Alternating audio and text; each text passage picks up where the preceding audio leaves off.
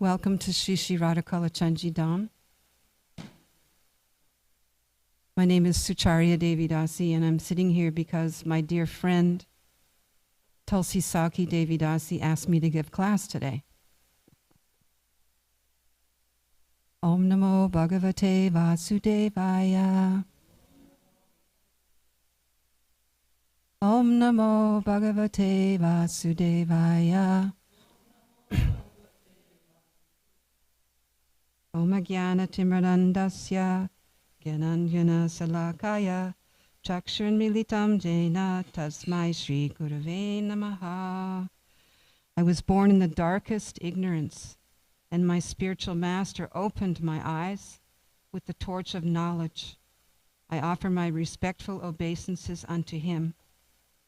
So we're reading today from the Chaitanya Charitamrita Madhya Lila, chapter 9, and we're starting on text 222. Jaya Jaya Sri Chaitanya Jaya Nityananda. Jaya Dvaita Chandra Jaya Gaur Bhakta Vrinda.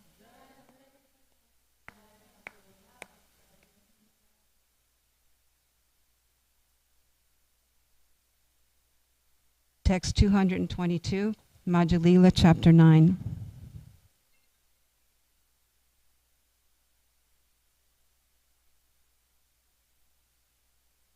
Kamtapure asideki Shri Ram Lakshmana Shri Vaikunte asi Kaila Vishnu Darasana. Translation. Later the Lord went to Chamtapura, where he saw the deities of Lord Ramachandra and Lakshman. He then went to Sri Vaikunta and saw the temple of Lord Vishnu there. So the title of this chapter is Lord Chaitanya's Travels to the Holy Places. Purport. This Chamtapura is sometimes called Chenanura and is located in the state of Tribankura. A temple of Lord Ramachandra and Lakshman is located there.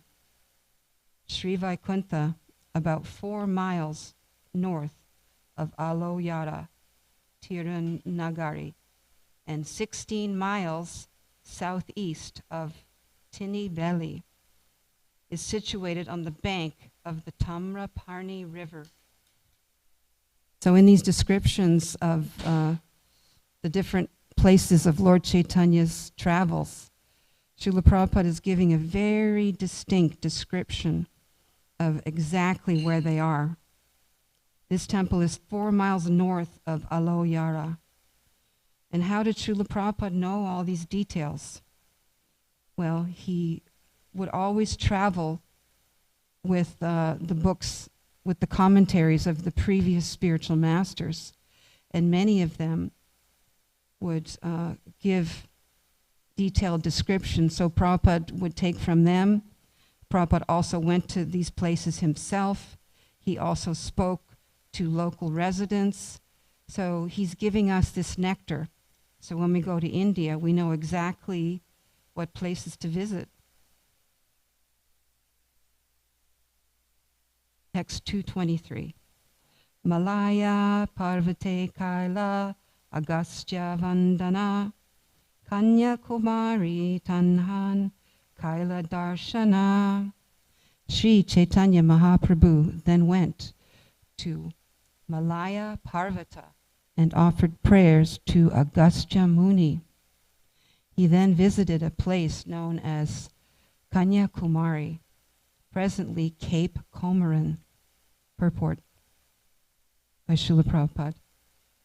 The range of mountains in South India, beginning at Kerala and extending up to Cape Comorin, is called Malaya Parvata. Concerning Agastya, there are 4 opinions.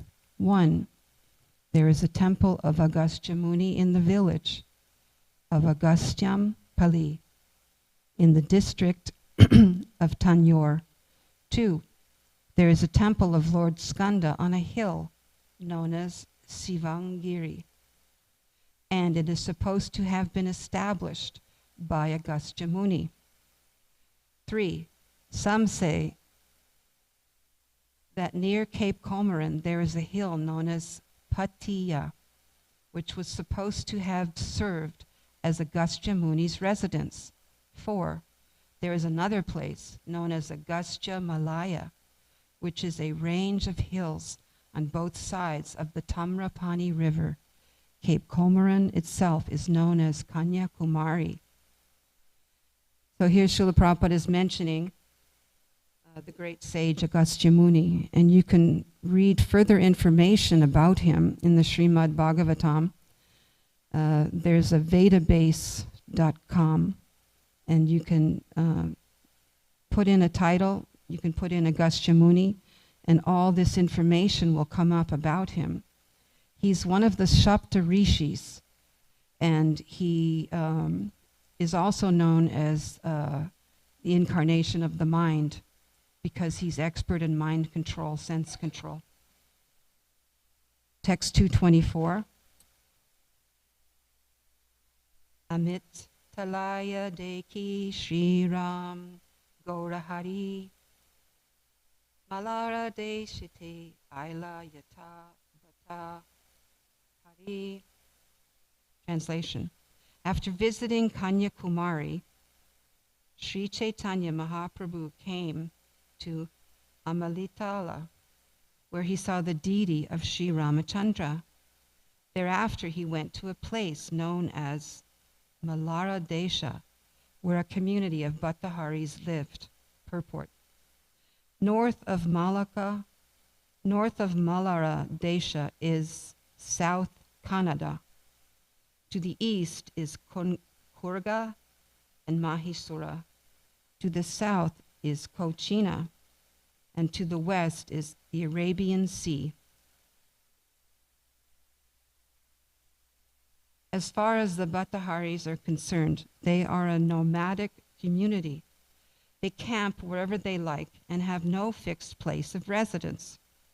Outwardly, they take up the dress of sannyasis, but their real business is stealing and cheating. They allure others to supply women for their camp, and they cheat many women and keep them within their community. In this way, they increase their population. In Bengal also, there is a similar community. Actually, all over the world, there are nomadic communities whose business is simply to allure, cheat, and steal innocent women. Text 225. Tamala Kartika Deki Ailavetapani Raghunath Deki Tahan Vanchila Rajani. Translation. After visiting Malara Desha, Haribo boys. After visiting Malara Desha, Chaitanya Mahaprabhu went to Tamala Kartika and then to Vetapani. There he saw the temple of Raghunath and Lord Ramachandra and passed the night. Purport. Tamala Kartika is 44 miles south of Tinibelhi and 2 miles south of the Aramavali mountain. It is located within the jurisdiction of Tobala. There is situated a temple of Subramanya, or Lord Kartika, the son of Lord Shiva. Vetapani, or Vatapani, is north of Kaila in the Tribankura state. It is known also as Bhutapandi and is within the jurisdiction of the Tobala district. It is understood that formerly there was a deity of Lord Ramachandra there. Later, the deity was replaced with the deity of Lord Shiva, known as Rameshwar or Bhutanath. Text 226.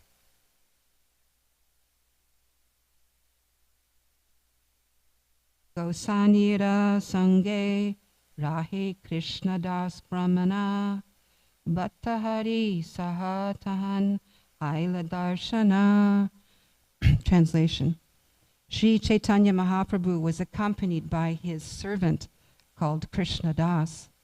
He was a Brahmana, but he met with the Bhattaharis there. Sridhana Dekhana Tanra Loba Janmala Arya Sarala Viprera Buddhi Nasakaila. Translation. The Bhattaharis allured the Brahmana Krishna Das, who was simple and gentle. By virtue of their bad association, they polluted his intelligence. Text 228. Prate uti aila vipra bhattahari gare tahara udeshe prabhu aila satvare.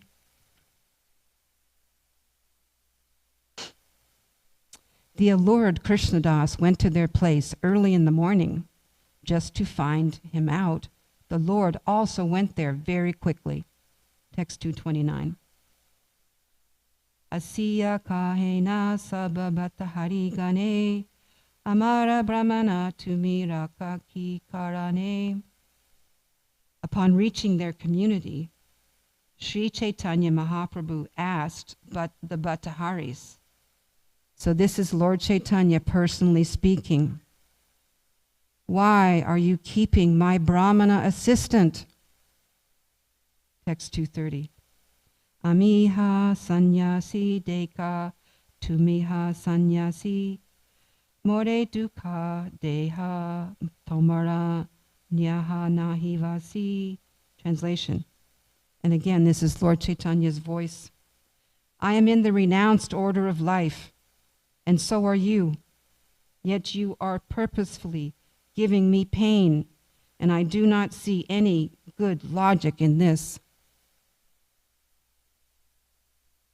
Vaishnav, would you like to say that again, Lord Chaitanya's words? Could you say that in a loud, booming voice?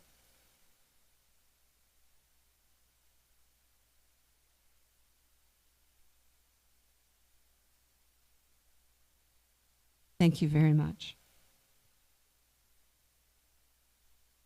Sunasaba Bhattahari Ute Astralana Manbare Aila Sabe Chari Dike Danha. Translation. Upon hearing Sri Chaitanya Mahaprabhu, all the Bhattaharis came running with weapons in their hands, desiring to hurt the Lord. Tara astra, tara ange pade hata haite, kanda kanda haila bhattahari palaya chabite. However, their weapons fell from their hands and struck their own bodies. When some of the Bhattaharis were thus cut to pieces, the others ran away in the 4 directions. Bhattahari gare maha utila pradana keshe dari vipre lana karila gamana. Well, there was much roaring and crying at the Bhattahari community. Sri Chaitanya Mahaprabhu grabbed Krishnadas by the hair and took him away. Sedina tali aila pava payasvini tire sanakari gela adikeshava mandire. Translation. That very night, Sri Chaitanya Mahaprabhu and his assistant Krishnadas arrived at the bank of the Payasvini River. They took their bath and then went to see the temple of Adi Keshava. So Payasvini River, Srila Prabhupada has a disciple named Payasvini, and she passed away. But she was always serving in so many ways, and she was always eager to please Srila Prabhupada. So Payasvini Devi Dasi is the name of a great river. Keshava Dekiya Preme Avishtahaila Nati stuti nritya gita bahuta karila. Translation. When the Lord saw the Adikeshava temple, he was immediately overwhelmed with ecstasy, offering various obeisances and prayers. He chanted and danced. Prema deki loke haila maha chamartkara sarva loka kaila prabhuvera parama satkara. Translation. All the people there were greatly astonished to see the ecstatic pastimes of Sri Chaitanya Mahaprabhu. They all received the Lord very well. Mahabhakta Gana Saha Tahan Gosti Kaila Brahma Samhitanadhyaya Punti Tahan Paila. Translation. In the temple of Adikeshava, Sri Chaitanya Mahaprabhu discussed spiritual matters among highly advanced devotees. While there, he found a chapter of the Brahma Samhita. So Srila Prabhupada has a disciple called Adikeshava, and Adikeshava was the president in New York, I guess around 1975, 76. And he's a very great devotee. He did so much service for Prabhupada, and he continues to do service. So all glories to the disciples of Srila Prabhupada who love to serve him. Puntipana Prabhuara Haila Ananda Apara Kampasru Sveda Stamba Pulaka Vikara.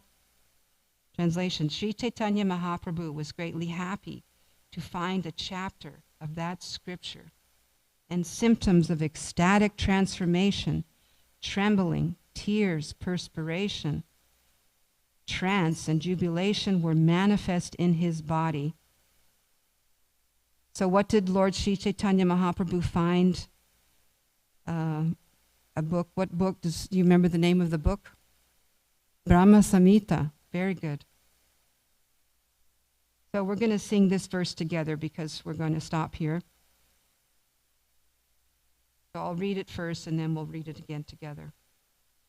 Siddhanta Shastra Nahi Brahma Samhitara Sama Govinda Mahima Janera Parama Karana Al Sare Kahe Siddhanta Apara Sakala Vaishnava Shastra Majye Atisara. Vaishnav, do you want to sing? Want to sing the verse? It's number 230, 239, 240.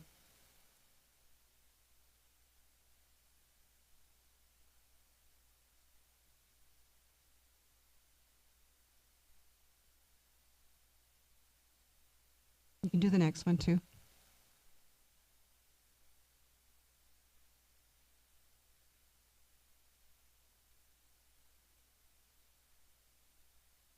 Anyone else have this verse on their phone they would like to sing?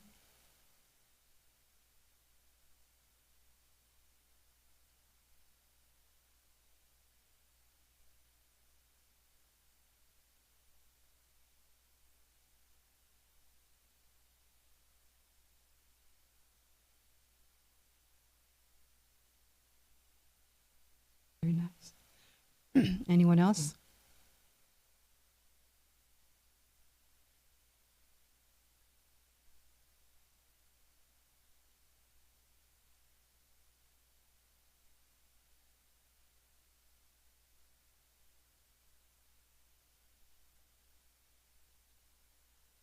Ladies?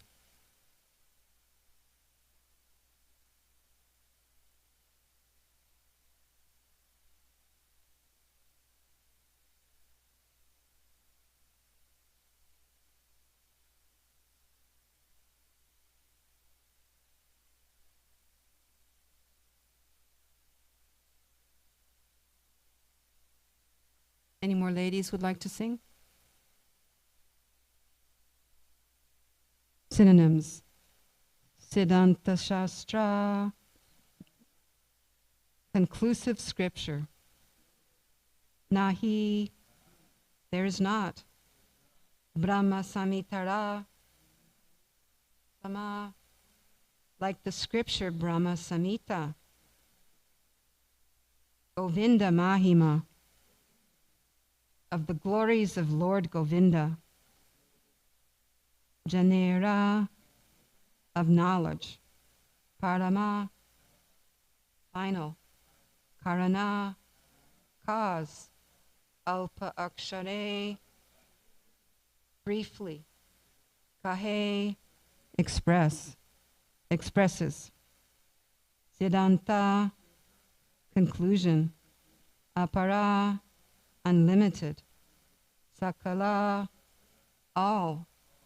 Vaishnava Shastra, devotional scriptures. Majje, among. Atisara, very essential. There is no scripture equal to the Brahma Samhita as far as the final spiritual conclusion is concerned. Indeed, that scripture is the supreme revelation of the glories of Lord Govinda, for it reveals the topmost knowledge about him. Since all conclusions are briefly presented in Brahma Samhita, it is essential among all the Vaishnava literatures. So please repeat. There is no scripture equal to the Brahma Samhita as far as the final spiritual conclusion is concerned. Indeed, that scripture is the supreme revelation of the glories of Lord Govinda, for it reveals the topmost knowledge about him. Since all conclusions are briefly presented in Brahma Samhita, it is essential among all the Vaishnava literatures. Purport by His Divine Grace, Srila Prabhupada. The Brahma Samhita is a very important scripture. Sri Chaitanya Mahaprabhu acquired the 5th chapter from the Adi Keshava temple. In that 5th chapter, the philosophical conclusion of Achintya Veda Veda Tattva, simultaneous oneness and difference, is presented.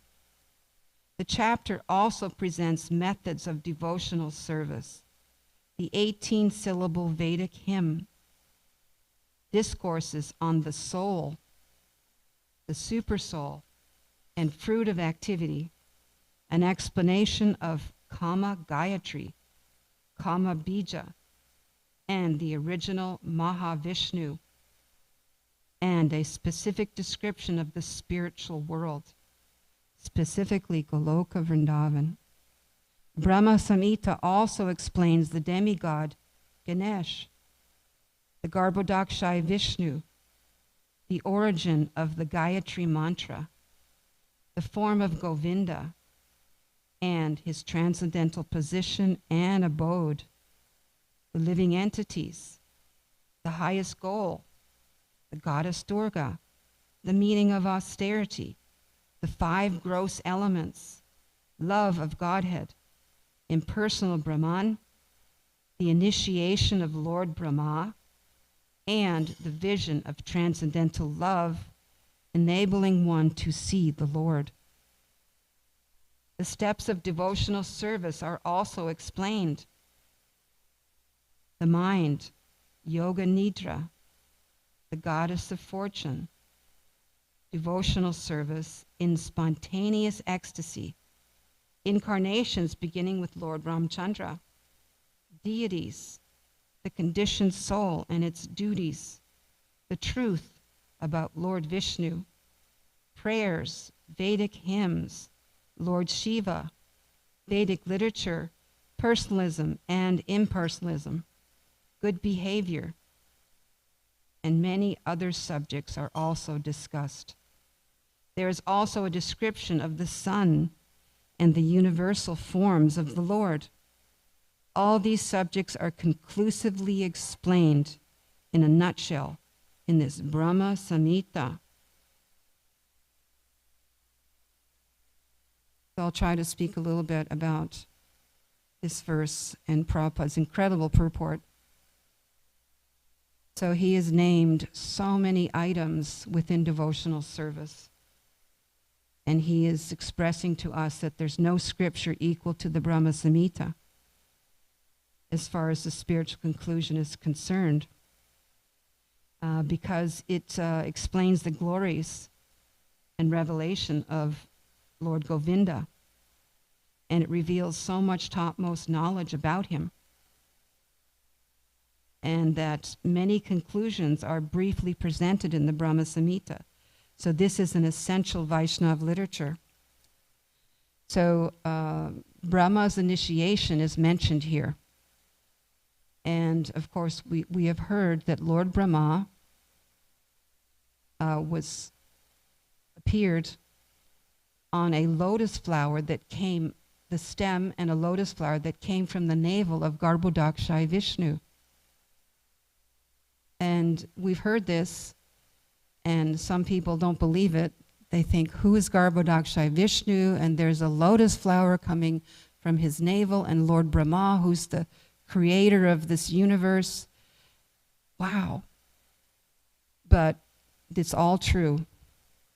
And when Srila Prabhupada in 1973, Srila Prabhupada was visiting in New York, and we were all living in Toronto. And several of the devotees visited Prabhupada in New York. And so they were asking him questions about Lord Brahma. And they were asking, what's our relationship? So Prabhupada looked at the devotees and he said, at one time we were all Lord Brahma. And the devotees were like, what? And Prabhupada explained that we have been in this creation for millions and millions of years, billions of years. And each of us has had a chance to be Lord Brahma, coming from the navel of Lord Vishnu.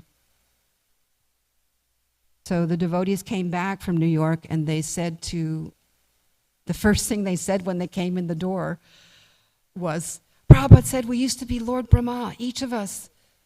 We've had so many forms in this material world, and we're just taking birth and death over and over and over. And I remember one of the first times that I met Srila Prabhupada, it was in Detroit, Michigan. And we were all very young, in our teens and early 20s. So we greeted Prabhupada at the airport, and then back at the temple we had the Srimad Bhagavatam class. And I remember very distinctly watching Srila Prabhupada and his whole demeanor, his mood. And he was very serious, and he was very appreciative of all these disciples who were showing up to serve him and take initiation from him. And so it was a beautiful sunny day. We were young and healthy and thinking that the world was ours to enjoy, something like that. And Prabhupada started talking about Garbhodakshai Vishnu and Lord Brahma, and how we have been taking birth for unlimited times. And it was kind of like he burst a bubble, because we were all thinking that life was going to be happy and we were going to enjoy ourselves, which of course, he wants us to be happy, of course. But the bubble of our illusory conceptions of life were being smashed one after the other, as Prabhupada, informed us that we've been around for a very, very long time. And so I was very grateful to be given the absolute truth, to be given the knowledge of who we are, what we have to do and get the heck out of here. Because Prabhupada's vision, in fact, I saw tears in his eyes, we all saw tears in his eyes, as he looked at us, knowing how many lifetimes we've lived. And Srila Prabhupada giving us his causeless mercy, and with tears in his eyes saying, take this transcendental knowledge, come back home, back to Godhead. I've come here to save you. And so we got real serious real fast. And there was an initiation that took place in this particular visit to Detroit. It was 1971, and devotees from all around the United States had come to take initiation from Prabhupada. In fact, in the Toronto temple, there was about 10 devotees who got initiation. I was pretty new. I was like 4 months a devotee. Well, 4 months in the practice. And so Srila Prabhupada, there was an arena set up, and the devotees started coming in, taking initiation.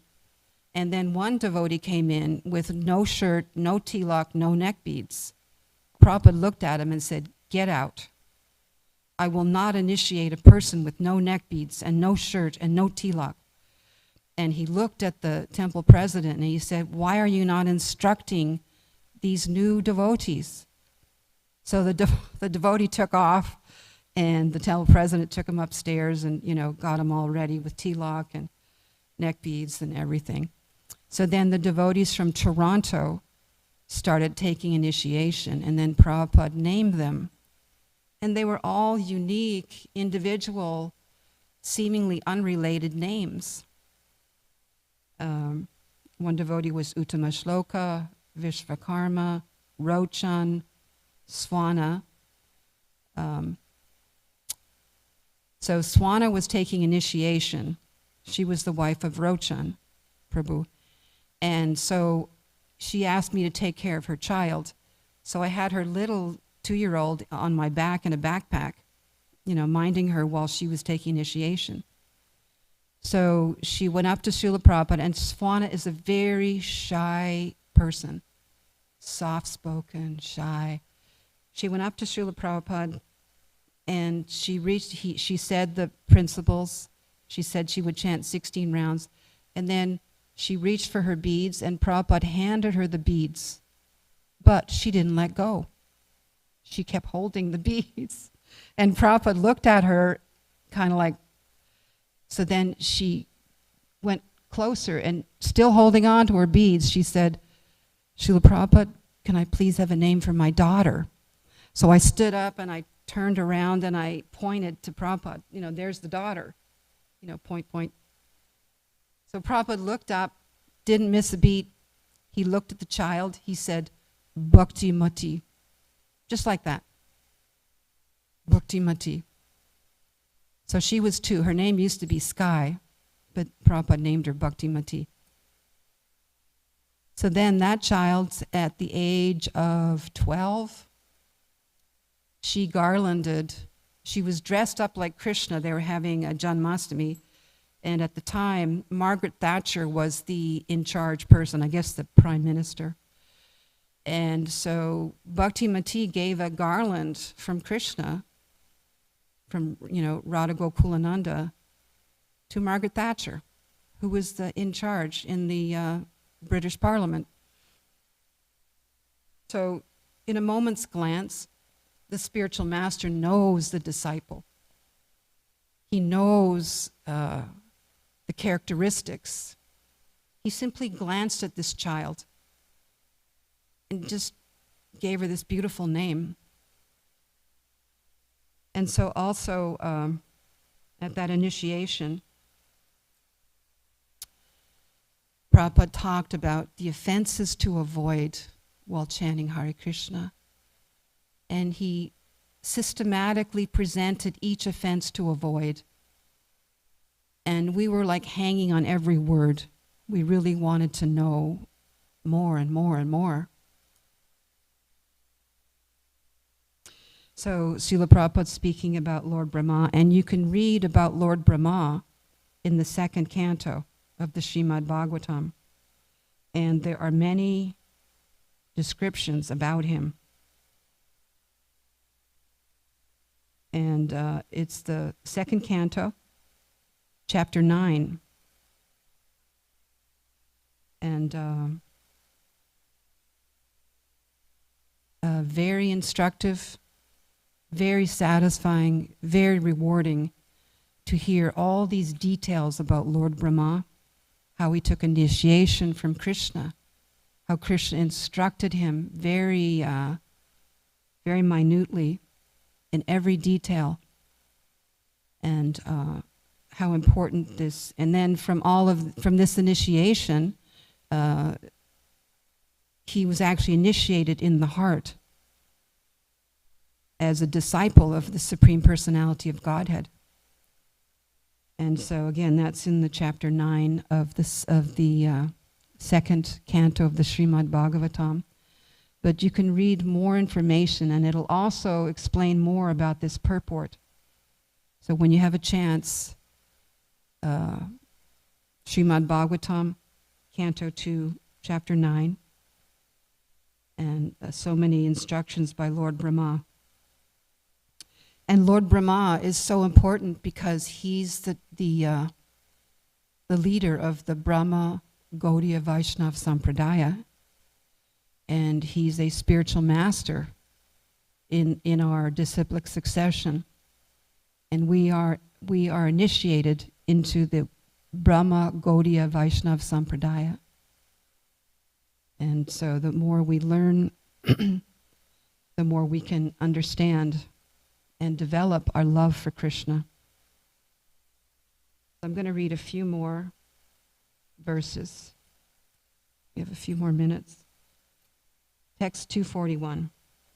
Sri Chaitanya Mahaprabhu copied the Brahma Samhita, and afterwards, with great pleasure, went to a place known as Ananta Padmanabha. Purport.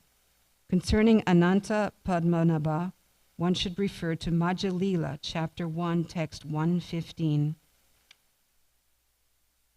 So Lord Chaitanya Mahaprabhu personally copied the Brahma Samhita.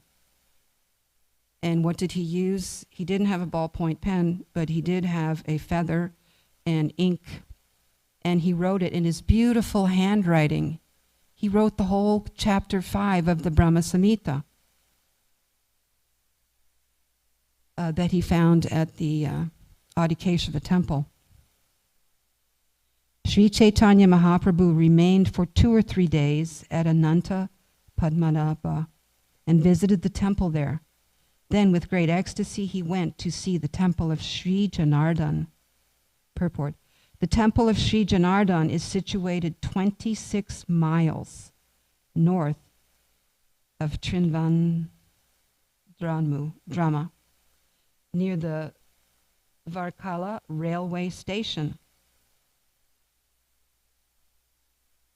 Sri Chaitanya Mahaprabhu chanted and danced at Sri Janardhan for 2 days. He then went to the bank of the Payasvini River and visited the temple of Shankara Narayana.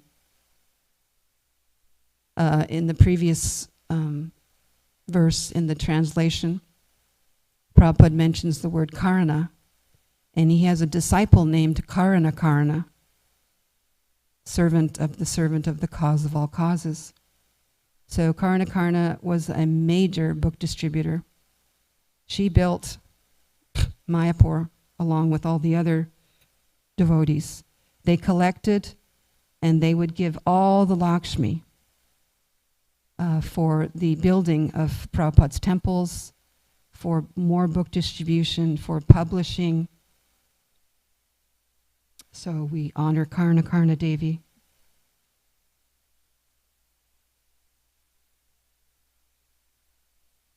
There he saw the monastery known as Sringeri Mat, the abode of Acharya Sankara.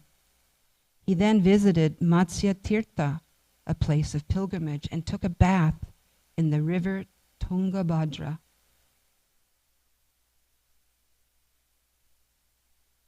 Purport. The monastery known as Sringeri Mat is situated in the province of Mysore, in the district of Simoga. This monastery is located on the left bank of the river Tungabhadra, 7 miles south of Hariharapura. The real name of this place is Sringagiri or Sringavera Puri, and it is the headquarters of Sankacharya. Sankacharya had 4 principal disciples, and he established 4 centers under their management. In North India, at Badarikshram, the monastery named Jyotir Math was established. At Purushottam, the Bhogavardhana or Govardhan Monastery was established in Dwarka. The Sharda Monastery was established, and the 4th monastery established in South India is known as Sringeri Math.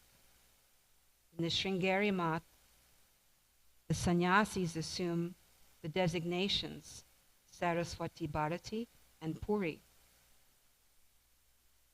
They are all Ekadandi sannyasis, distinguished from the Vaishnav sannyasis, who are known as Tridandi sannyasis.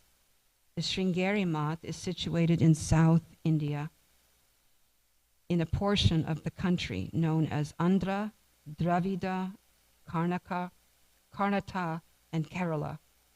The community is called Buvirbara, and the dynasty is called Burbuva. The place is called Rameshwar, and the slogan is Aham Brahmasmi. The deity is Lord Varaha, and the energetic power is Kamakshi. The acharya is Hastamalaka, and the brahmacharya assistants of the sannyasis are known as Chaitanya. The place of pilgrimage is called Tungabhadra, and the subject for Vedic study is the Yajurveda.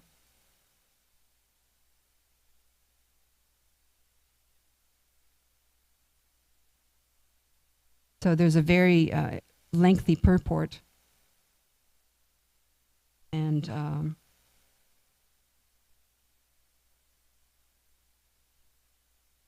full of so much information. It gives there's a list Prabhupada gives of the disciplic succession from Sankacharya, and the names of the acharyas and the dates.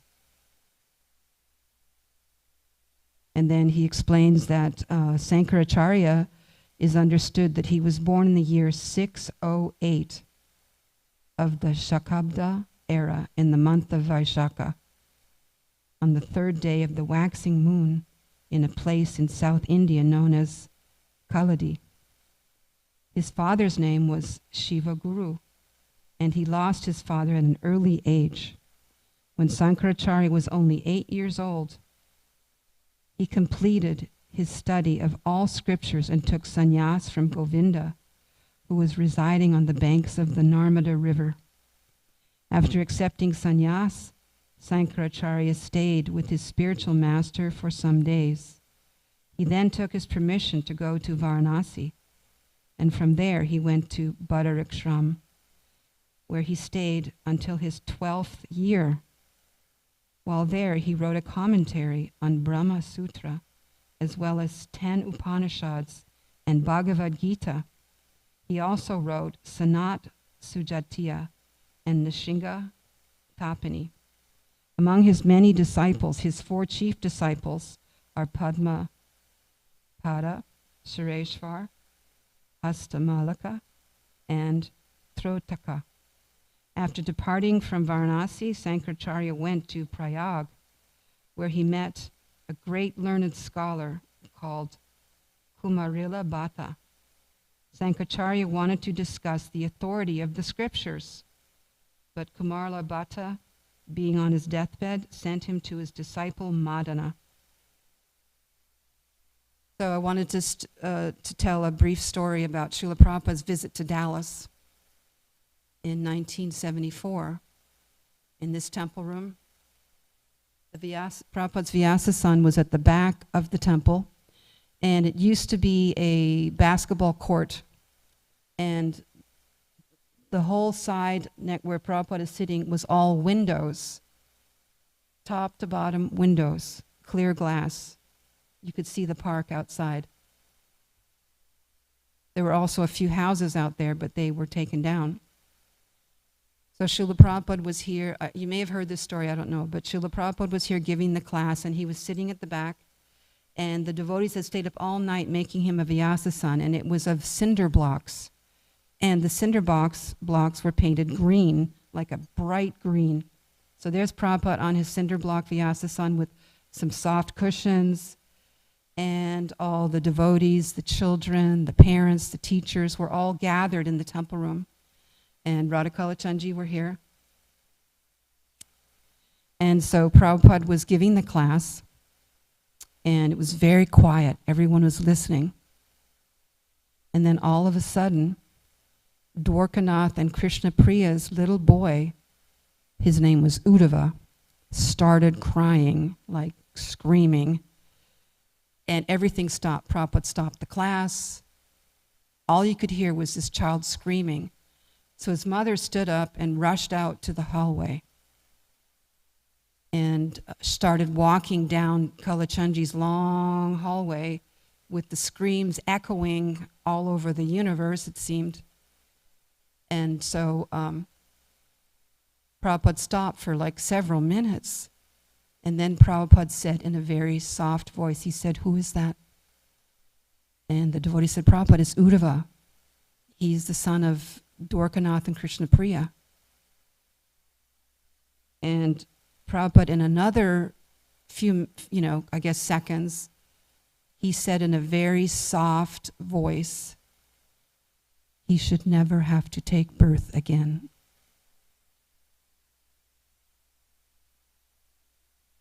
And that child, at age 12, was with his parents in California, and they were on a camping trip with the Gurukula kids. And they were climbing up a small mountain, but it had rocks everywhere. All of a sudden, there was a rock slide. The rocks were crashing down this mountain. And so the father grabbed his son and tried to pull him out of the way, but it was too late. The child, before he could get him out of the way, the child was hit by a huge boulder and immediately died on the spot. And so Prabhupada knew this child. He knew he was going to, leave his body at 12, and he didn't want him to take birth again, ever. So Prabhupada was really compassionate, kind. His compassion was unlimited. And I'll tell you one more story quickly, then I have to go. I have to meet a person today. She's a very sweet devotee. I saved her some sandesh. So I'll tell you one other quick story. So I was living in Montreal, Canada, in the temple, and it was 1972. And there was a devotee there. Her name was Vishnu Murti Devidasi. And I thought, wow, she has such a great name. I wanted to name with Vishnu or Krishna. And although in this previous purport, Prabhupada mentions good behavior in the descriptions of Lord Brahma and all that Krishna taught him, he taught him good behavior. And that's what my name means. It's a name for Sri Radha, and it means the servant of the one with good behavior, who pleases Krishna.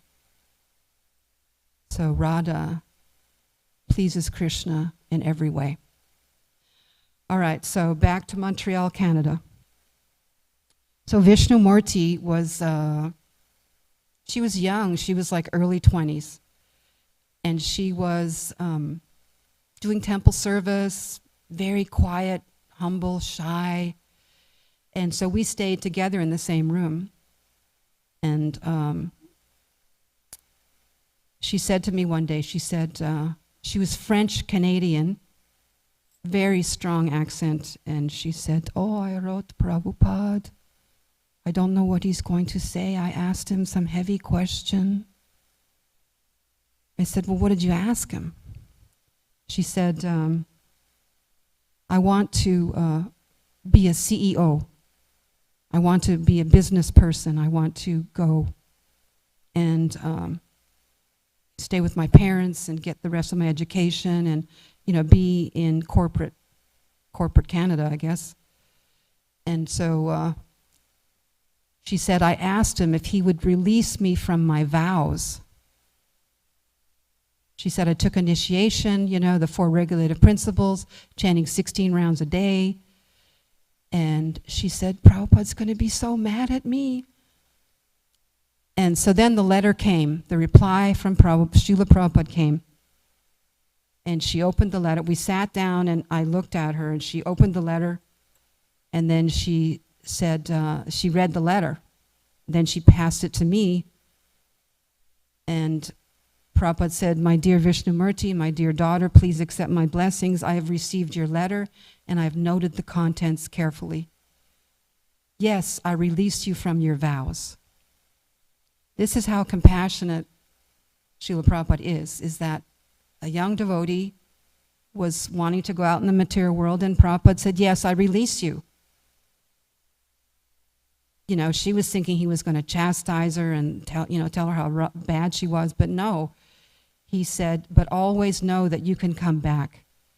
You are always welcome. And so that's a sample of the compassionate nature of Prabhupada. He was compassionate to Uddhava when he saw him screaming, and then he's compassionate to Vishnumurti when he saw her feeling so badly that she asked to be released from her vows. So she did later come back, and it's a happy ending. And then, so that's everything. Thank you very much. If you can make a comment, or I don't have time to answer a question, but just a quick comment or anything. Vaishnav, anything to say? How old are you? 9? Well, you'll be giving classes pretty soon, right? Thank you, Hare Krishna. Glories to Srila Prabhupada.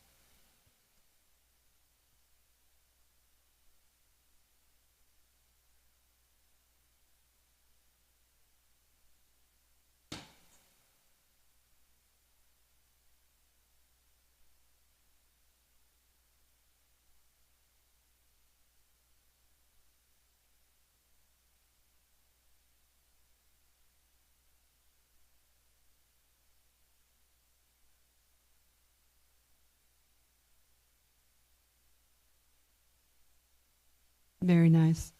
So Tulsi Saki was saying that she really appreciated hearing about the Brahma Samhita and how important it is, and how Vaisheshika Prabhu makes a point to chant the Brahma Samhita before every yagya. And there's a funny story about Vaisheshika Prabhu in the singing the Brahma Samhita. So this is what I heard, secondhand. But he and his wife were traveling to Hawaii, and they were in first class. Somehow their tickets were paid for, and so they had a talent show on the airplane. And so Vaisheshika got up and he chanted the whole Brahma Samhita to the whole airplane. And everyone loved it. They thought it was great that he was singing this far out song that was from Sanskrit. So he won first prize. And also Vaisheshika Prabhu, when we lived in, Madeira and I lived in New York Temple. And every morning after Mangalarti, when the pujaris would go on the altar, Vaisheshika Prabhu and his buddies would go on the altar and chant the Brahma Samhita for the deities every day. And we would wait for it. We'd listen, and my daughter would say, "What are they singing?" I said, "Brahma Samhita." "Okay, I want to learn it." And she knows the Brahma Samhita. She's very good at Sanskrit. So thank you. Yep. Haribol.